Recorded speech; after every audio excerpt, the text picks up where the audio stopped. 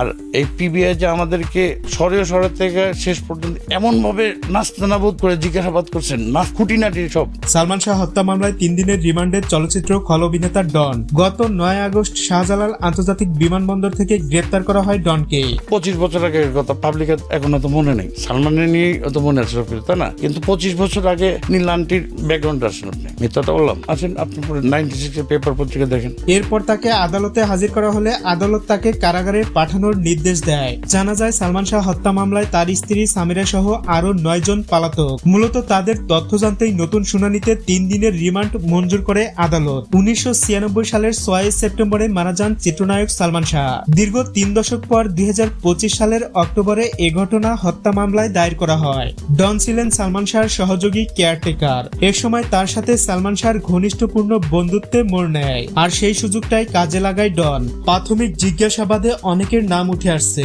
এখন একের পর এক সব তথ্য খোলাসা হবে। তবে এ মামলার আসামি এখনো কেউ আবার বিদেশে পলাতক আছে।